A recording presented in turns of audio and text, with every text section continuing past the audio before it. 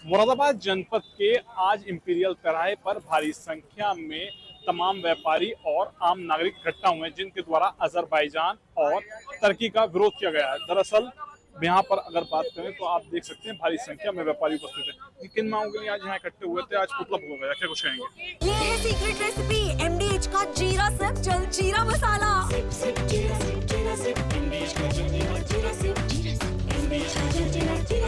आज मुरादाबाद में स्वदेशी जागरण मंच एवं व्यापार मंच की ओर से ये टर्की पाकिस्तान का पुतला फूंका गया है कि जो हमारे देश में गलत व्यवहार कर रहे हैं और आतंकवाद का साथ दे रहे हैं, उसको खत्म करने के लिए, उसका निपटारा करने के लिए हम लोग स्वदेशी जागरण मंच और व्यापार मंच दोनों एक साथ होकर अमेजोन, जो यहाँ पर अमेजोन फ्लिपकार्ट बहिष्कार करने के लिए हम लोग सब एकत्रित हुए हैं।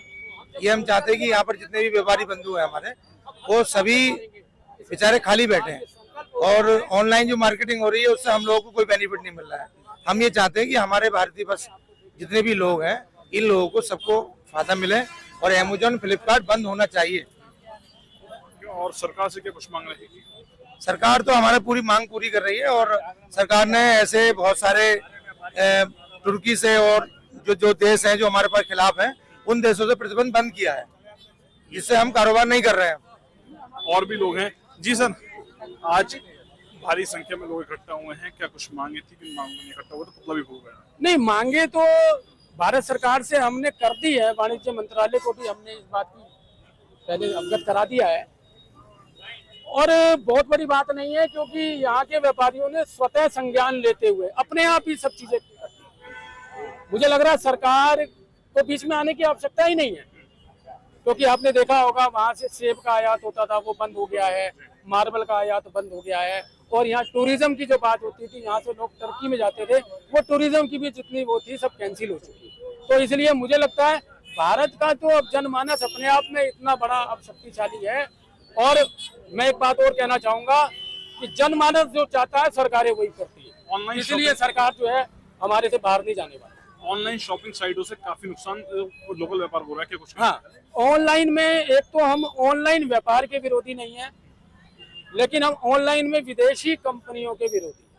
और वो भी इसलिए क्योंकि सारा पैसा यहाँ का एकत्र करके वो लोग अपने देश में ले जाते हैं। ऑनलाइन की दो बड़ी कंपनियां हैं, एक फ्लिपकार्ट और अमेजोन। इन दो कंपनियों ने पूरे बाजार को भारत के हथिया लिया। लगभग 62% ऑनलाइन का व्यापार इन दो कंपनियों के पास है। और ये दो कंपनियां किस प्रकार से काम करती है मैं आपको बताता हूँ। इनको भारत में सीधे कस्टमर को माल बेचने की अनुमति नहीं है। ये B2B सिर्फ माल बेच सकती है, लेकिन ये B2C बेच रही है। और वो किस माध्यम से? क्योंकि इन्होंने छोटी छोटी शेल कंपनियां अपनी बनाई हुई है, फर्जी कंपनियां बनाई हुई है। ये अपने यहाँ स्टॉक नहीं रख सकती, लेकिन इन्होंने स्टॉक रखे हुए। कुल मिलाकर अवैधानिक रूप से ये काम कर रही है। तो जनमानस अब इनके भी खिलाफ है, क्योंकि इन दो कंपनियों ने हमारे जितने भी छोटे व्यापारी है उनको चोट पहुंचाई है। आप देखिएगा यहाँ पर भी एक बड़ा आंदोलन हम इन दो कंपनियों के खिलाफ शुरू करेंगे।